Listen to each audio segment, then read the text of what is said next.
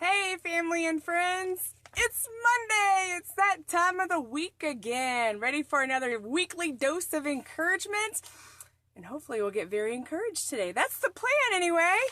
I hope that you have had a great weekend and a good start to this new week. I'm doing my video a little bit earlier today because Kelly has switched up his work schedule and he is going to be off on Mondays now, so we can do things that need to get taken care of, church stuff, pastoral stuff, but also just stuff. Hey, Grandma T! Hugs to you and Brian and to everyone else in Round Rock. Well, I guess before I get fully started, just a few updates. Let's see. Number one, do you see anything different about me? Yes, that's it. I got my nose pierced. My daughter Carolyn and I, we went this past Thursday and finally got our noses pierced. She went with a stud and I went with a hoop, and I didn't expect to get a hoop, but that's what I got, and it's fun. And my only question for y'all, for people that have gotten their nose pierced, like there's a little ball on the inside. I won't show you the inside of my nose. I guess that's probably not proper, but it keeps like flipping out and I don't know how to make it not stop. So if there's a trick, that's great. But apparently I'm just gonna have to deal with this mainly for the next 5 months. But anyway, it's fun. I like it. I actually pierced my nose about 10 years ago. And it hurt like the dickens, and I don't remember why I didn't keep it, but I didn't.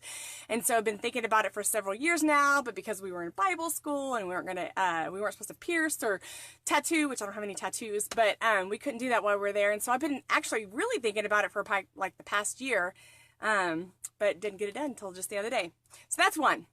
Two, y'all, we're in North Carolina, and people like to talk about how crazy the weather is in Texas, where we spent basically my whole life. Kelly moved around a little bit in the military, but y'all, the weather's crazy here in North Carolina. It was a beautiful day the last few days, and then it was cold, like supposed to be like in the low 30s this morning. I don't know. It's weird. I just wish the weather would make up its mind. I guess the weather is kind of fickle like people. Okay. This is what else is next. Pastor Jake announced yesterday in church that our church, Catch the Fire Greensboro, is moving to a new location. This next Sunday, April the 7th, is going to be our last Sunday at Ronald E. McNair Elementary School. And we don't have that next location. We do kind of have the next location, but we're not releasing it just yet because it's not at 100%. Hopefully we'll finalize that this week. But the really exciting thing is the next time that we meet in a new location is April the 14th. And that Sunday, I'm preaching again. It's kind of a big deal. It's kind of a big Sunday for me, and that's a big date for me. April the 14th is an anniversary of sorts. My daughter McKenna, that I carried 37 weeks, and then was stillborn, was born on April the 14th. And so every year on April the 14th, we try to do some sort of celebration of life and celebration of God's goodness and His kindness and the testimonies and things that He has done in our lives.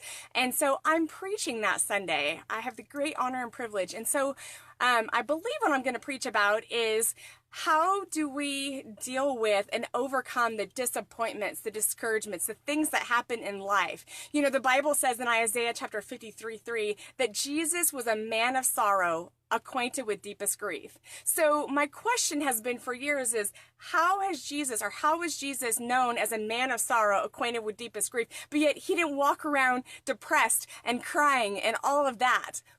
There's a lot to know and there's a lot to learn. And we live in a society where there's just heartbreak everywhere. There's divorce and famine and destruction. What happened with the weather in Mozambique just recently. And there's all these things that don't go the way that we expect. And sometimes the traumas are great, and sometimes the traumas are just trauma. Like, I guess a good way to describe trauma is any place in your life where your capacity for pain exceeds your capacity for joy. So what do we do with those times in life where our capacity for pain is way higher than joy?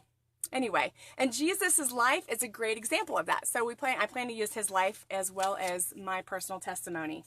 Okay. It's that time. We're going to go and get started with today's verse. So, can you believe that it is April? I almost said the wrong month. April the 1st. And guess what? Today is my parents' 31st anniversary. So, happy anniversary to my mom and dad. 31 years. Woohoo! That's great. I need to turn my volume off on my phone, so let me do that. Otherwise, it's going to be dinging at you the whole time. Hold on. 1 second. Okay. Sorry about that. All right.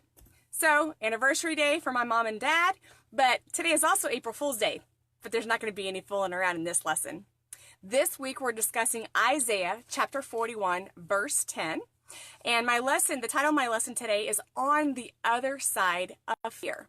I'm going to read Isaiah 41:10 first from the Amplified Version and then from the Passion Translation. So again, I would love for you to open your Bibles. It's great when you open your Bibles and you see for yourself that I'm not pulling your leg, that I'm actually reading from the Bible. But we're going to go to Isaiah and one other place today. But you can keep your finger marked to Isaiah chapter 41. Isaiah 41:10 in the Amplified Version says this: "Do not fear anything, for I am with you." That's God speaking. Do not fear. "Do not be afraid, for I am your God. I will strengthen you. Be assured I will help you. I will certainly take hold of you with my righteous right hand, a hand of justice, a hand of power, of victory, and of salvation." That's so good. So why would I read it in another version? Because I like variety. So this is from the Passion Translation, same verse. "Do not yield to fear, for I am always near. Never turn your gaze from me, for I am your faithful God.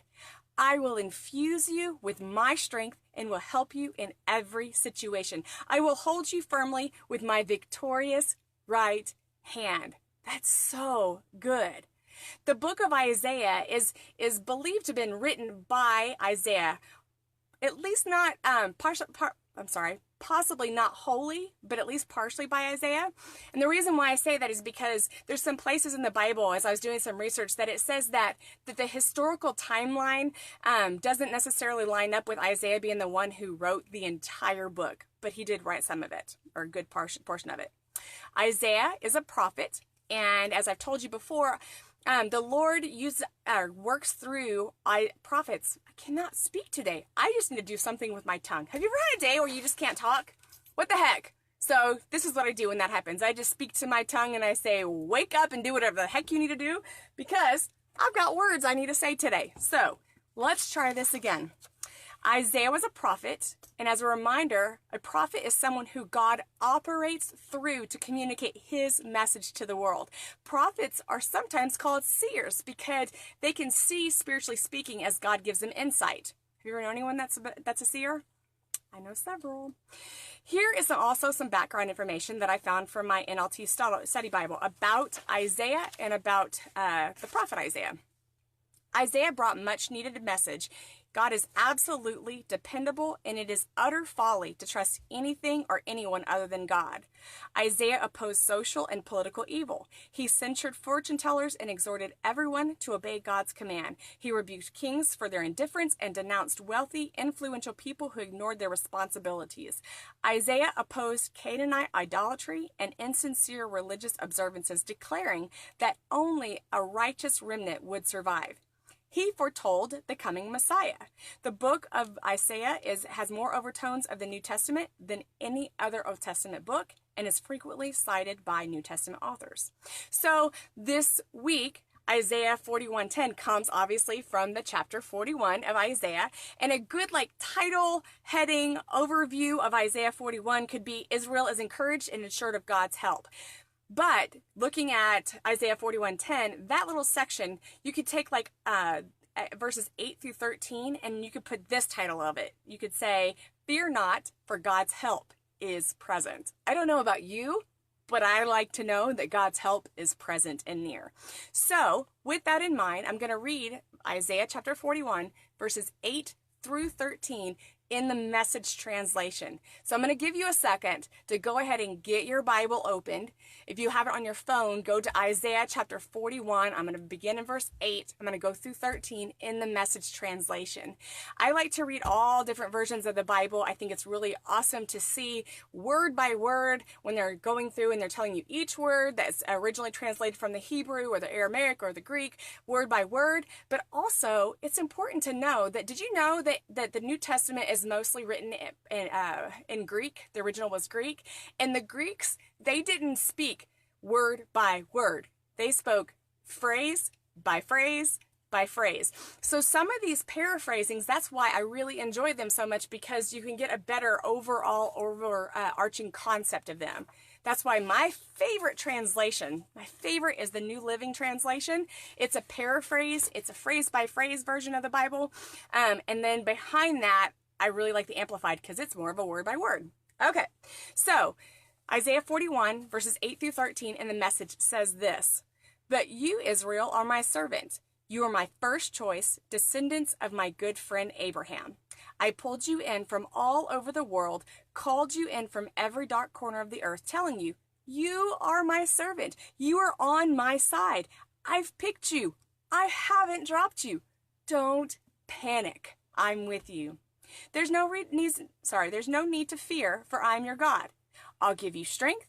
I'll help you. I'll hold you steady and keep a firm grip on you."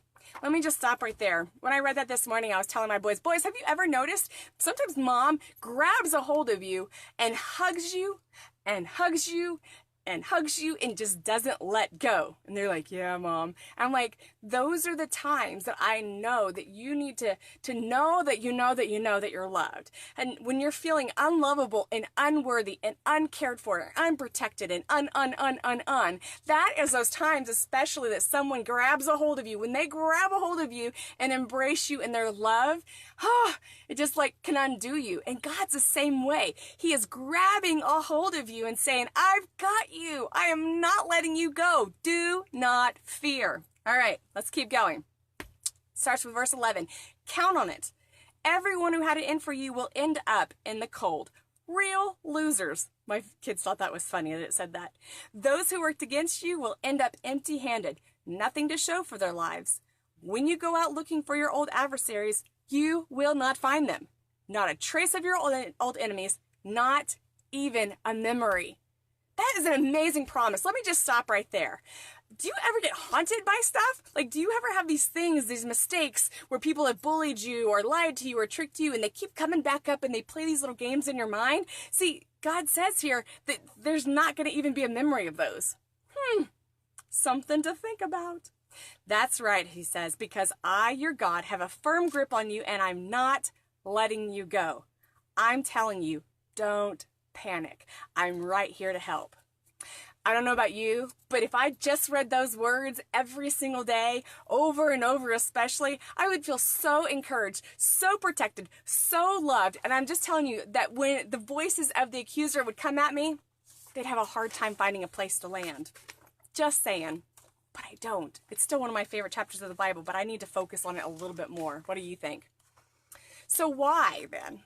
Why, when Father has promised to strengthen us, to stick with us, to obliterate our enemies, why, when things oppose us, do we then still feel afraid if God promises these great things?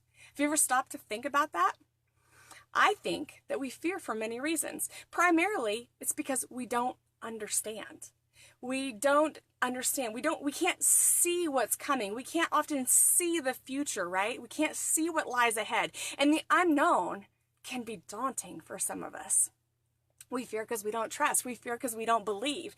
We allow the things that we see and that we experience in the physical to dictate and determine our behaviors, our beliefs, and our thought patterns. Ephesians chapter 6 verse 12 in the Amplified Version says, "For our struggle is not against flesh and blood, contending only with physical opponents, but against the rulers, against the powers, against the world forces of this present darkness, against the spiritual forces of wickedness in the heavenly and supernatural places." That's pretty powerful.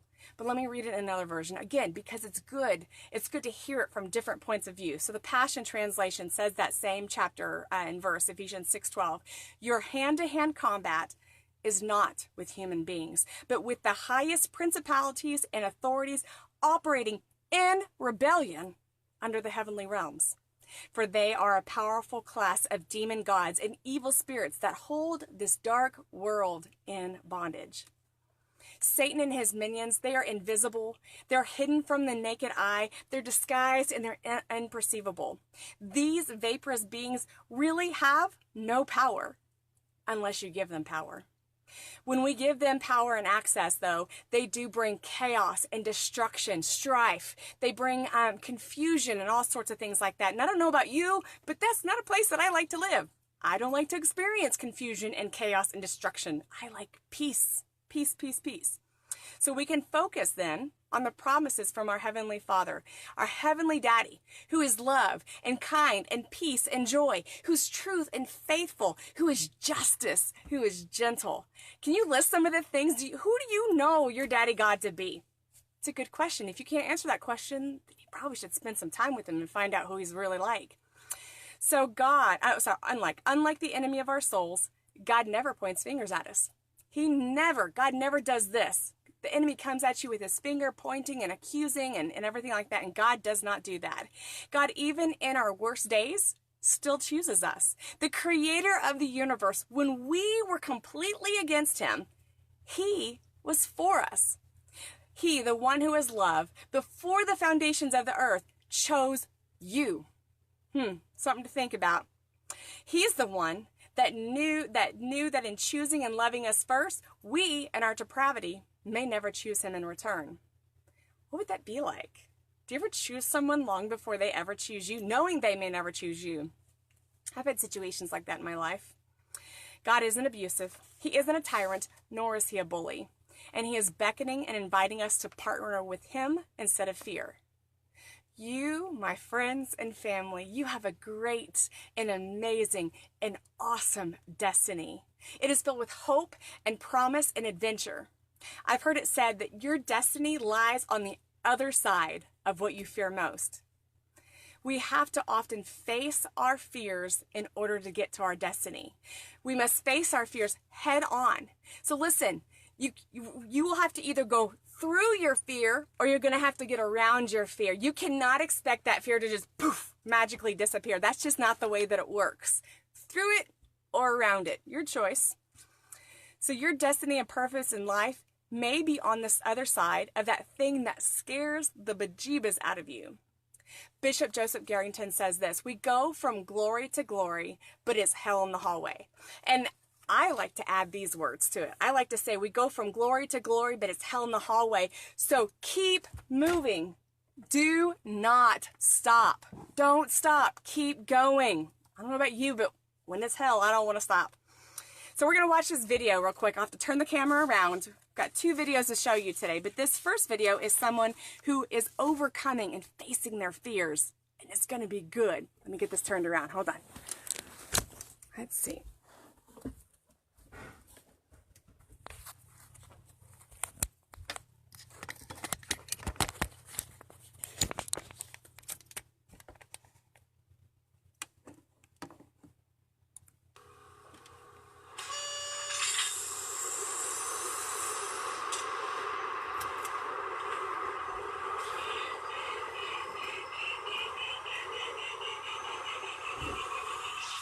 Skydiving is a really interesting confront with fear. I gotta stand up. You go out the night before and you take a drink with your friends and somebody says, yeah, we should go skydiving tomorrow. And you go, yeah, we'll go skydiving tomorrow. Yeah. You go, yeah. And everybody goes, yeah. And you go home by yourself. You're like, Right? You're like, well, I mean, they was drunk too. So then that night you're laying in your bed and you just keep, and you're terrified. You keep imagining over and over again jumping out of an airplane and you can't figure out why you would do that. So you get there and then you have this safety brief and you're standing there and the guys would say, well, if the chute doesn't open, what's going to happen is you're doing, well, why the hell, what could happen? So you get onto the airplane and you're sitting there and it's extra because you're sitting on some dude's lap, some stranger, trying to make small talk. Yeah, man. So you be jumping with people all the time, huh? So you fly and you go up to 14,000 feet and somebody opens the door. And in that moment you realize you've never been in a freaking airplane with the door open. Terror, terror, terror, terror. And then people start going out of the airplane.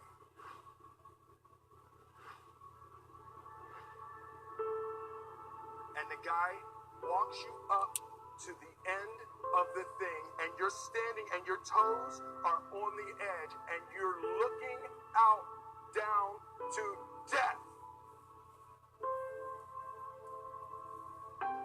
They say, on 3. 1,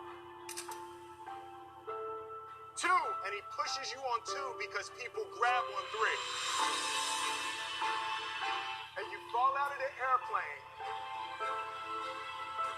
and in 1 second, you realize that it's the most blissful experience of your life. You're flying.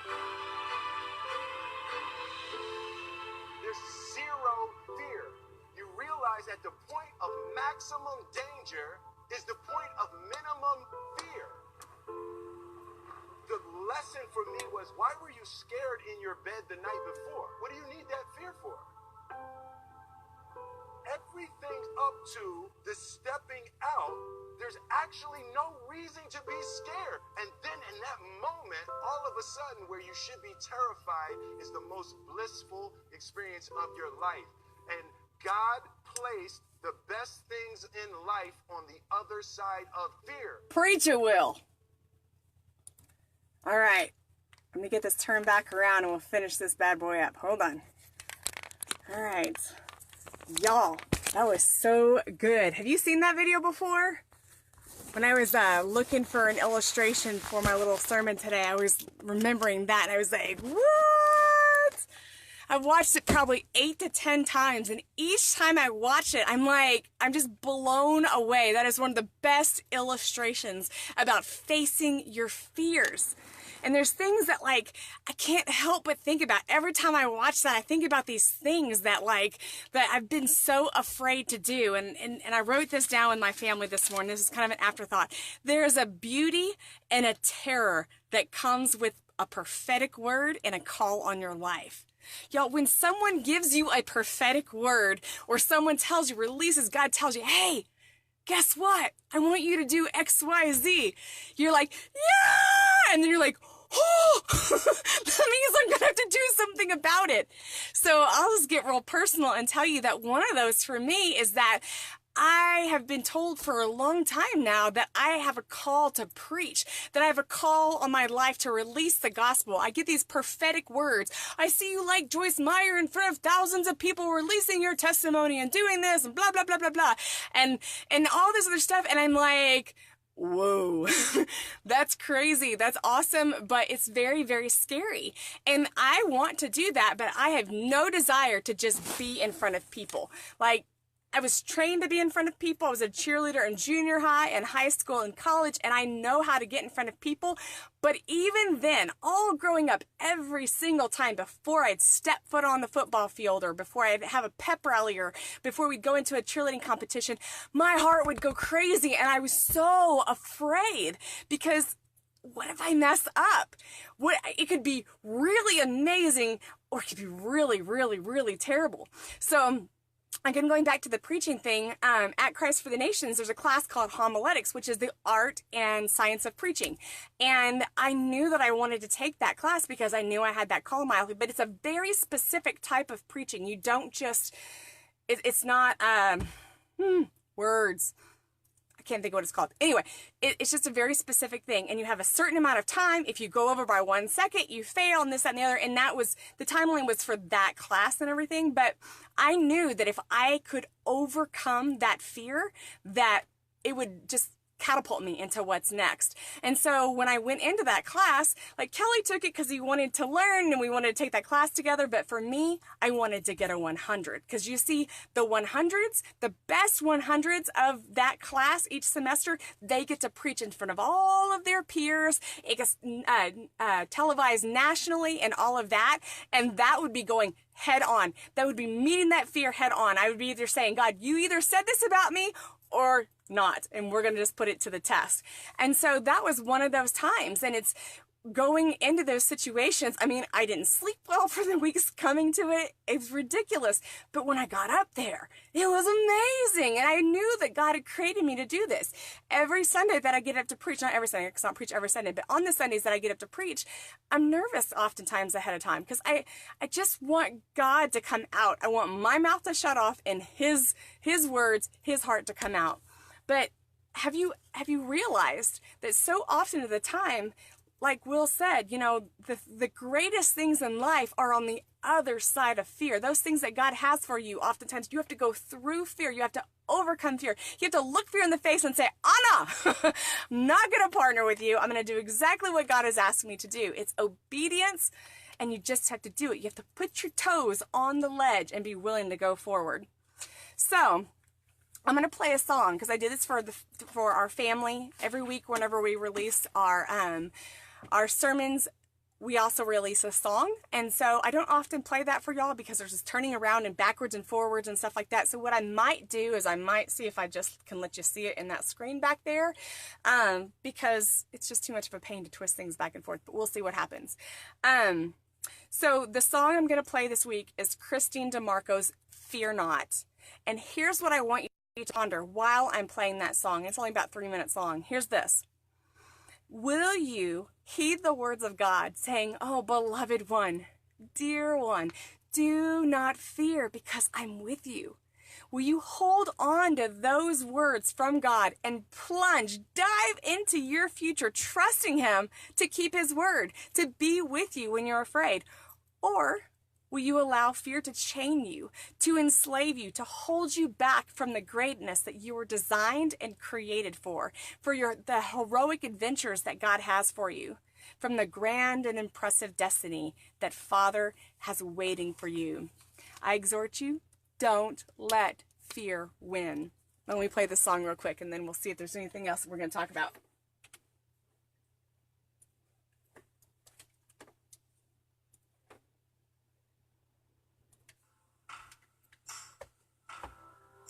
Oh, you can't see it, so let me turn it around.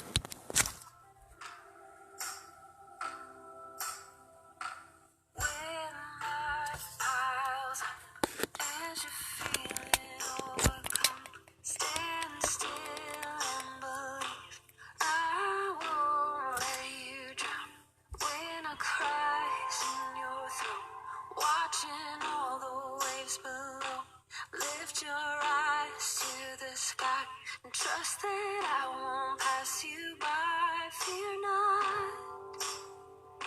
If I could say it any louder, I would.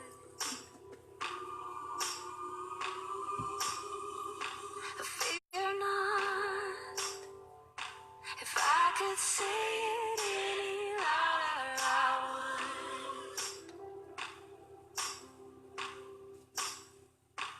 Let me show you what I see. You can't dream too big for me. So get up, get on your way. We've got things to do today. Fear not. If I could say it any louder, I would. Fear not. If I could say it any louder, I would.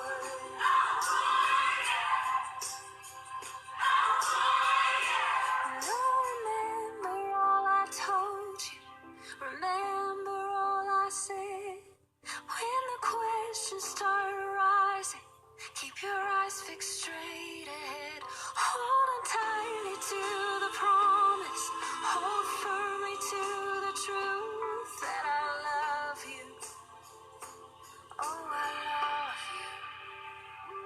Fear not. If I could say it any louder, I would. Fear not. If I could say it any louder, I would.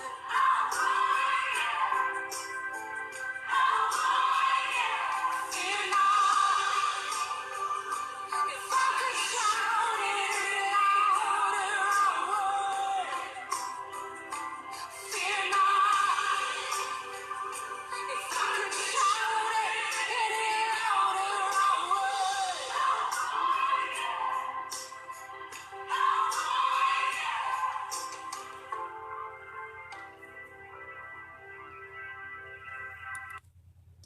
All right, let me turn this back around and get me back set up. Here we go.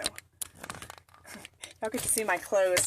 Y'all don't usually see this side, but yes, I am in my closet. There's all my clothes over there.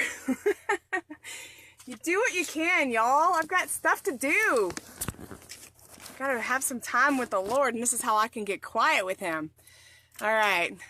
Well, that was really good. I love that song. I hadn't heard that song by Christine DeMarco yet, but it's so true. Just fear not.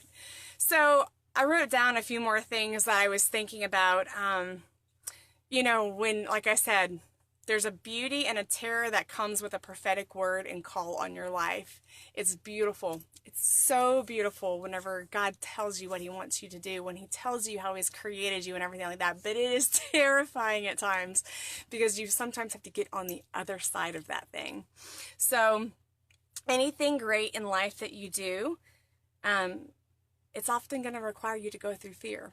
So let me just tell you some of the ones that I was thinking about this morning, and if you can think of any while I'm still on here or later on, let me fix this because it's in the way. Write them down, put them in the comments or whatever. But so I told you about preaching. I told you about the first time that I preached in front of a bunch of people, and I've preached at different times, but that was the biggest one. That was the one that, like I said, it was televised nationally. I knew if I messed up, it could be really bad, or it could be really good. And it turned out to be really good. I can give you that link if you want to see it sometime.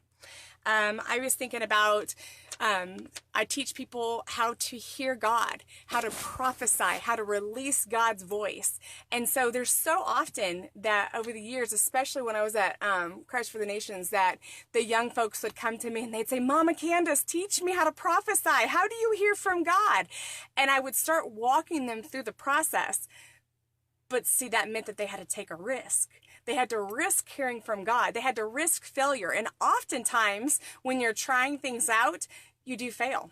And I tell people, failing is not a terrible thing, because when you fail, if you choose to learn from it, you will grow from it.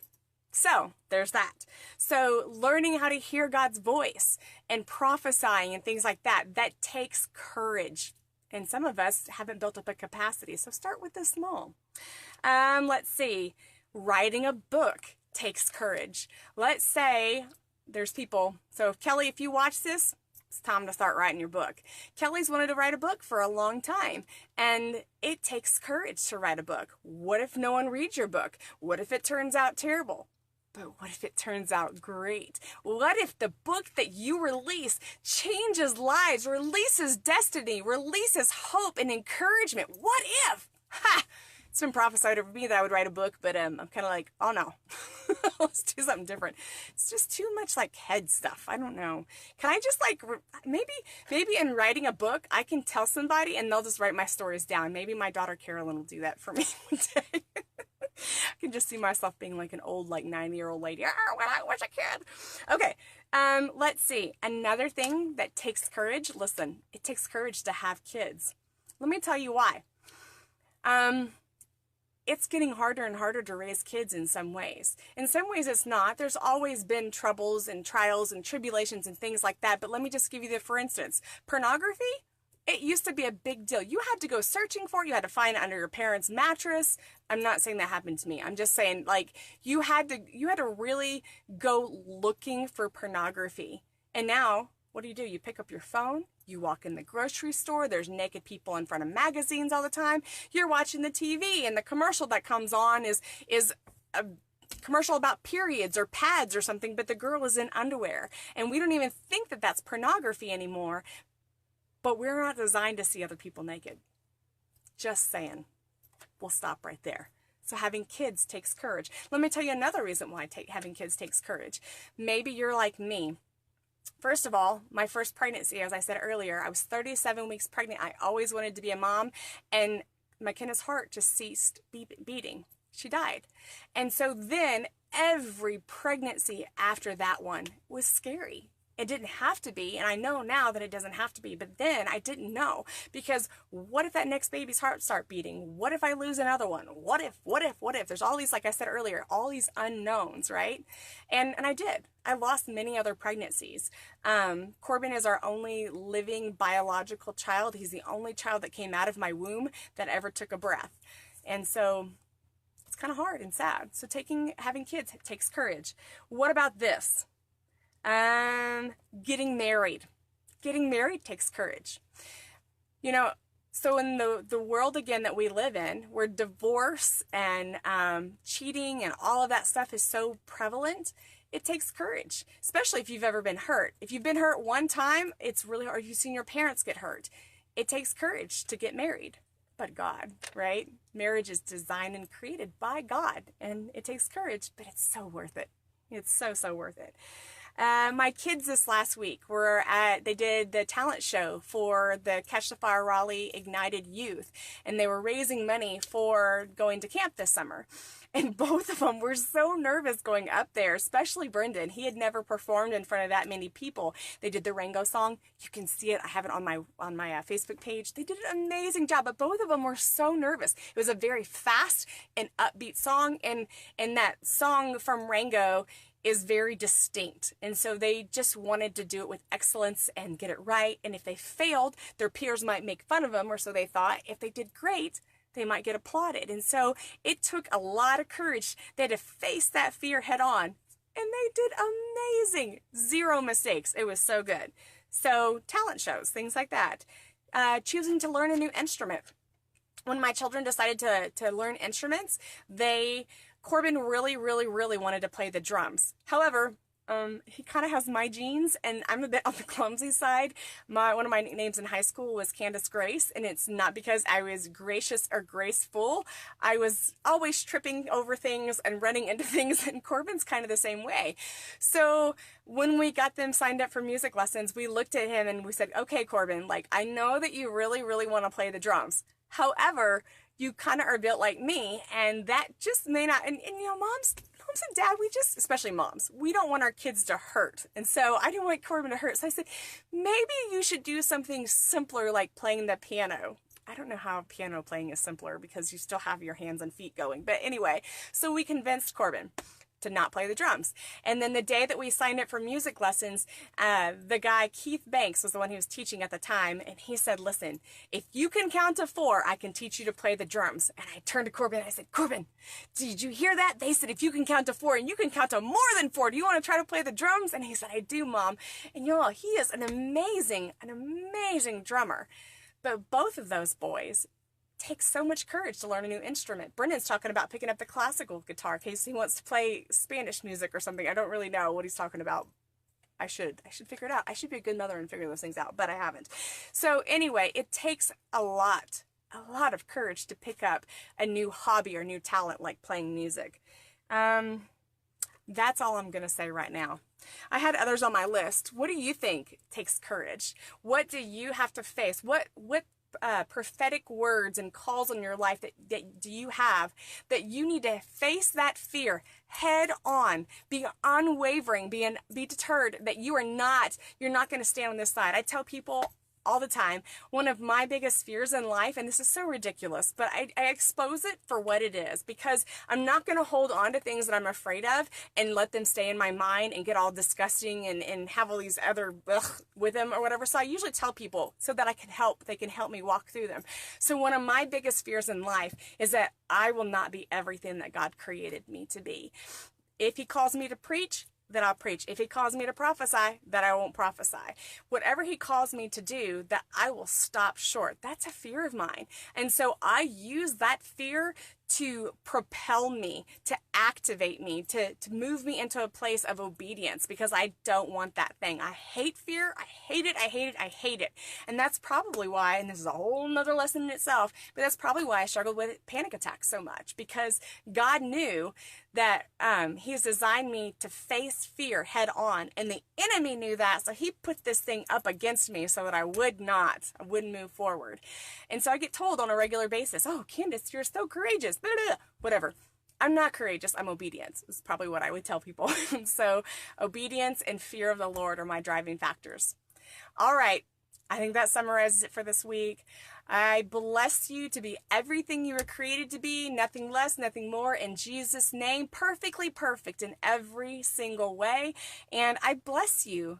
I bless you to just blow right through fear. Don't let fear dominate and dictate you. Y'all have a great day and a great week, and I'll see you next week. And by the way, this is week 23. I think that's the right way, or does it go this way? It's this way on my hand. Anyway, It's week 23 for homeschool for us. That means that after this week, we only have 6 more weeks. And then I have to figure out what I'm going to do to keep y'all encouraged during the summer. Y'all have a good one. I'll see you soon. Love y'all. Bye.